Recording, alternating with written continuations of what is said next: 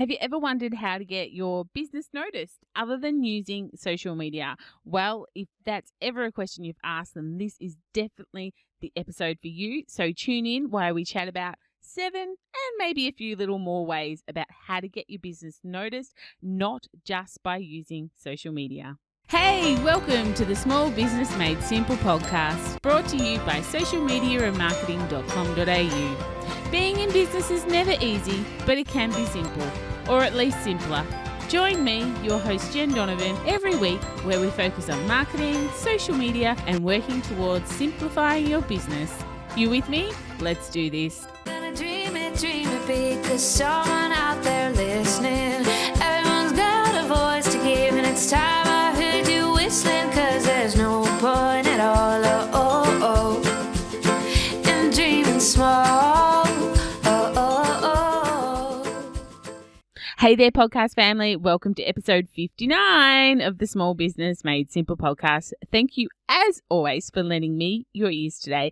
I know you have lots of choices out there of podcasts you could listen to, so I sincerely appreciate you making little old me one of them. If you're a first-time listener, then oh my gosh, welcome to you. My name is Jen Donovan. I am the host of the Small Business Made Simple podcast, and it's my job to make your life a little bit simpler, or maybe your business life a little bit simpler. One of the ways that I can actually do that, other than this podcast, is if you come and join my like-minded business owners group on Facebook. You can just go to Facebook and search like-minded business owners and join the group where we chat about business 24/7, or maybe just 5 days a week, because none of us ever work on the weekends, or whatever you'd like. But it's a great little group, and some really great place to ask any questions that you might have. Of course, you can always find the link at socialmediaandmarketing.com.au/59, which is where the show notes live.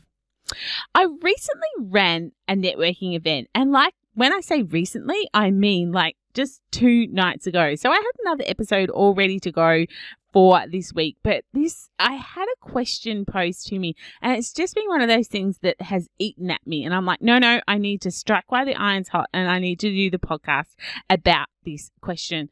And so here I am answering the question on this podcast. So what was the question? The question was, how do I get people to know about my business when they don't read my local newspaper and they aren't on social media? That was a question posed at the networking event.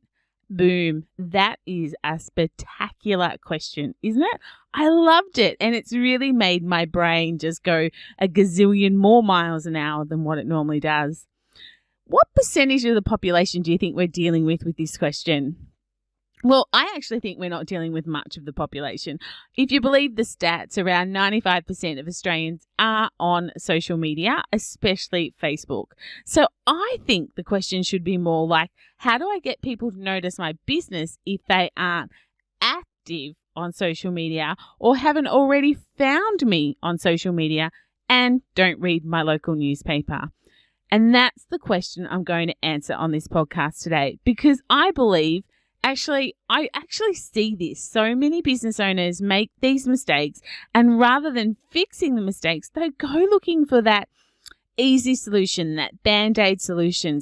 And they're always constantly on the search for something they think will solve their problem, when really they just need to fix or do better at what they're actually already doing. Most of the answers to this question will only require time, not money. Not all of them, but most of them. So I'm not actually just going to talk about running ads. Although, if you are interested in running ads, my Facebook Ads for Beginners course is a really great start. Of course, you can find that in my shop at socialmediaandmarketing.com.au. That was a really good segue, wasn't it? I was impressed by that. Now, if you've been in my world for any length of time, some of these answers you will know. And some of these answers will be really familiar to you. It's like a drum that I beat and the stuff that I crow about all the time. But other answers, I hope, will give you a bit of a tip or a trick, or that perhaps you haven't thought about, or maybe you have thought about it, and I'm just going to give you that push to go to the edge and actually put them in place and actually do them. So first up, know the basics of marketing. I'm going to start here. Who is your who and what is your niche? What do you want to be famous for? If you can't answer these questions, then you cannot market effectively. If you can answer these questions, then yay, you. But just remember to be always listening to your market. If you know who your who is and you know what you want to be famous for, don't lock yourself into those answers. Be always willing to listen. This has been a huge lesson for me in the last 12 months, listening to my market rather than trying to find the market I thought I was looking for or I thought were looking for me. And I think that's a really great topic for another podcast, actually. But when I sat down and really looked inside my business at who I was attracting and what they wanted, I actually made some shifts in my business. I didn't shift it entirely because I have some awesome men that are private clients. But the reality is that my monthly business hub is now a Women in Business hub, and I've started a Women in Business quarterly networking night. And guess what? People actually wanted it and it's gone full steam ahead. So the lesson, you might think you know who your who is and what you want to be famous for, but it's a moving constant. And the only constant thing about it, of course, is it's moving. So be ready to listen, because if you can answer those two questions and continually get them right and continually listen and learn from them and move with them, who is your who and what do you want to be famous for, you will be able to market more effectively. The second point I wanted to say is go where the market is.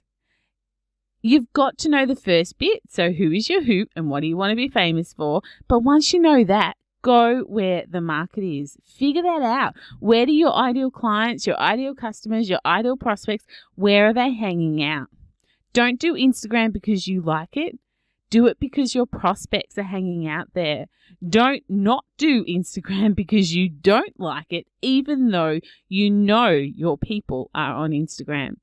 Don't dismiss something like LinkedIn because you don't get it, in inverted commas.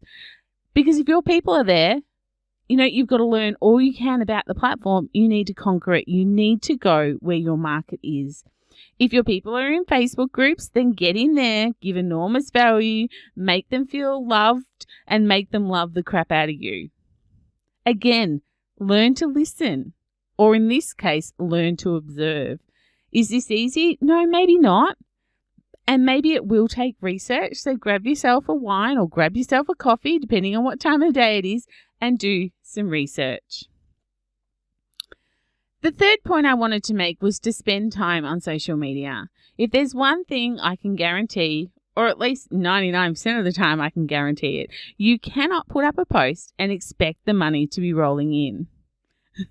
Except, of course, if you are part of my Buy From a Bush business group. That group is insane. One post for one lady netted $15,000. But you know what? That's a whole different topic and a whole different story. And I am digressing, but I would encourage you all to check it out. Go to Facebook and search Buy From a Bush Business and join up. It's so insane. There's almost 200,000 members in there as we speak, as this podcast goes live. But on to the proper topic. Sorry, I did digress there about spending time on social media, because that group is pretty much the exception to the rule most of the time. So you can't put up an Instagram post, throw a couple of hashtags towards it, and think people are going to buy it or even notice. You can't put something up on Facebook once and think everyone's seen it. And I know that you've heard all this before. I know I'm not the first person to tell you all this. It's actually called social media, and it's a little bit about being social, or a lot about being social.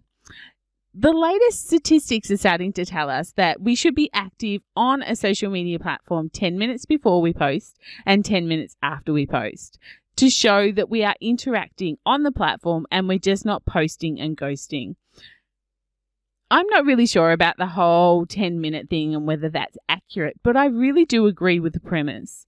To think that we can post and ghost and still get traction is really not thinking the whole social media platform through properly. And I'm going to say it.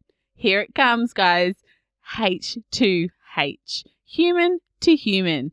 We've got to interact with people. We've got to comment, like, give advice, share a story, give a tip, share a trick, share a connection that you know that will help someone, and start being a little bit strategic about our use of social media. We can no longer, and we haven't been able to for a long time, to post and then just disappear, post and ghost. Just put it into perspective with real life. You wouldn't walk into a party and throw your brochures at everyone and then nick off, would you? You'd stay and you'd talk and you'd nurture someone and you'd explain what you're about and you would chat to them and you would give them some value. It's got to look the same on social media. It's like when someone comments on your post and you don't comment back. It's like, and putting that into a party situation as well. It's like, someone's walked through the door and said hi to you and you've just turned the other way. It's just not being social. Which leads me into a really good segue to point number 4, networking. If you want more people to know about your business, then get out there and tell more people about your business. Network. Ask to speak at your local Rotary or Lions Club or CWA or Probus Club. Go to business meetings, join a chamber of commerce, join your local hospital board or your tourism board. Get out there and let people know who you are. If you don't have a networking group, then create one yourself, just like I did. If you need some help with that, sing out. I'm more than happy to help you through it. But I would actually also recommend that you go and have a listen to Kelly Briggs's podcast, Business Networking by Design. Just go to, I think, kellybriggs.com.au or, search in your podcaster, Business Networking by Design. She's absolutely brilliant. And she's the person who has really inspired me to create my own networking group this year. So either reach out to me or start listening to Kel. Basically, stop waiting for people to find you. Stop waiting for people to stumble across your website or your social media, because that is really slow growth. The people that you meet while you're out networking, well, they tell people, and those people tell people. It's just a faster way to grow your business. One of my favorite sayings is, if you want to go fast, go alone. If you want to go far, go together. So find your to-go together people. Get out there and network. My 5th point was all about doing a blog or starting a podcast. Writing blogs and starting a podcast, they're kind of down the same lines as networking, yes. And it's all about getting people to know you, to know your voice, your values, your expertise, your brand. There is a simple reason why people who consistently blog or consistently do podcasts, they build their businesses faster. And if, perhaps starting a podcast is too way out there for you, start reaching out and get on someone else's podcast. Give some value to someone else by teaching them something that you are an expert in, and ask if you can come on someone else's podcast and help build your brand and get your business out there like that. My next one is all about email marketing. This is a huge one. If you haven't listened to episode 9 and 10 of this podcast, and I know that's going back a little while, then when you finish this one, go and listen to them. So you can find it at socialmediamarketing.com.au/9 or socialmediamarketing.com.au/10. They are all about email marketing and getting your emails opened and read. People really underestimate the value of email marketing. Everyone seems to be on board with social media really quickly, but people are hesitant at sending out emails, and yet the statistics tell us that you will have a much bigger and better response to one email than you will ever get from one social media post. And the stats just don't lie. They are too consistent. If you aren't gathering emails from your customer, then you really are only making half of that sale. And if you're gathering them and not using them to remarket to someone who already knows you, already likes you, and is beginning to trust you because they've trusted you enough to give you their email address, then you're just simply leaving money on the table. Everything in your business gets a little bit easier when you have a list to market to, a list of ready-made people who know, like, and trust you, waiting to hear from you. It doesn't need to be a big list. It just needs to be a well-nurtured list to be successful. If you do one thing differently this year and you don't have an email list already, then please start building one. I promise you it'll be one of the best decisions you make in your business. And if you have one and you're not nurturing it, as in you are not using it consistently, then make that a goal for 2020. If you're looking for some amazing templates and a really beautiful and quite cheap email provider, then have a look at Flowdesk. I've changed most of my business over to Flowdesk, and I think it is so gorge. I am absolutely in love with it. It might not suit all brands, but definitely if you are targeting women, it's definitely a thing to have a look at. You can go to a link, so it's bit.ly/loveflowdesk, and you can check it out there, or that link of course is in the show notes at socialmediaandmarketing.com.au/59. So that link for Flowdesk again was bit.ly, so bit.ly/loveflowdesk, LOVEFLODESK. Anyway, it's in the show notes. Okay, last one I'm going to chat about is collaboration with others. Find other business owners that complement yours that aren't in direct competition and do some collaborations with them. Back in my retail days, I had a kitchen shop and we collaborated with clothing shops and the local chemist and the jewelers. They all had customers that were similar to mine but different. Perhaps they had someone who shopped with them that didn't shop with us. So we ran events together.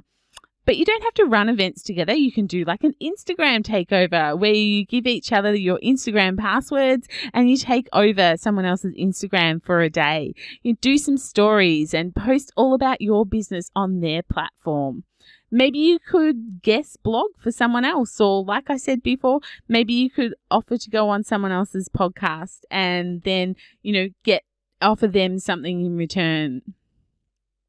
You could put brochures in each other's businesses, promoting the things that you're selling through their business, and whether that be online or offline, and vice versa. You can exchange email lists and do a series of collaborative emails to each other person's lists. Collaborations are as old as time, and helping someone else get what they want whilst getting what you want is such a simple solution for growing your business quicker. My kids do it all the time, well, not so much now, but when they were kids, it was kind of like, when they were younger kids, it was like, well, you watch out for mum and I'll grab the lollies and then we'll share them. You know the tricks. It's the same for business. It's like, you help me get what I want and I'll help you get what you want. Collaborations work beautifully because business isn't easy, and anyone in business will actually tell you that.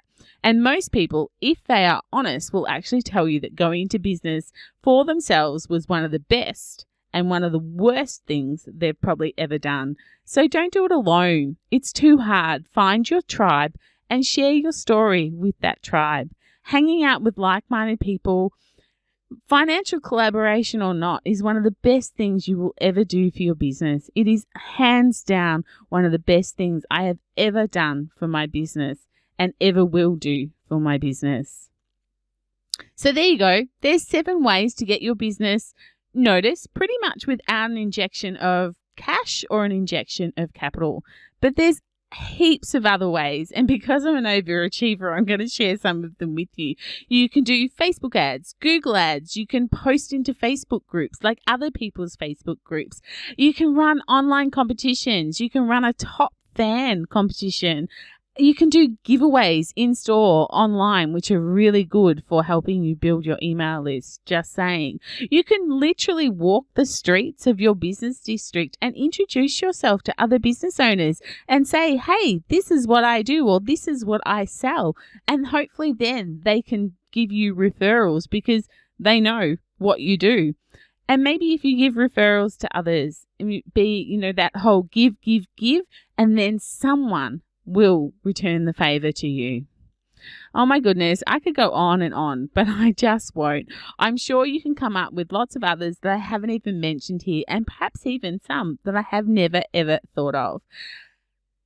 So if you do think of more, then maybe head into the group, the Like-Minded Business Owners group on Facebook, and let me know. I would absolutely love to hear about them. But they were just my 7, plus a few more ways to get your business noticed, and not just by using social media. And you know what? If you come and comment in my group and share your ideas, then hey, that's another way of getting your brand out there. See what I did there? Ha. Another way of getting your brand out there without really trying. Come into my group and start chatting to other like-minded business owners. Of course, that is all for episode 59, because that's just enough. So I will be back next Thursday with another great episode on how you can simplify your business in 2020. I've actually got a really fantastic guest next week, and I can't wait to share it with you. Of course, if you are enjoying this podcast, can I ask you to do me a little favor, or maybe 2? Subscribe to this podcast if you haven't already, and maybe share this episode with a friend who perhaps is struggling a little bit with social media and just needs some inspiration or maybe some more ideas. Maybe another superstar business who's doing the daily grind and would really appreciate someone else making their business life a little bit simpler. And if you're still sharing some love in the love month of February, then I would love for you to leave me a rating and possibly a review. I will, of course, see you next week on the podcast for episode 60. But in the meantime, let's hang out on social and get social on social. You'll find me at Instagram, you'll find me on Facebook, and my absolute favorite, LinkedIn. But whatever you do, please remember, my small business peeps, as my opening song says, there is no point in dreaming small. Tell it like you feel it, say it proud, be true, and let us see you for the star that you are. No point in dreaming small.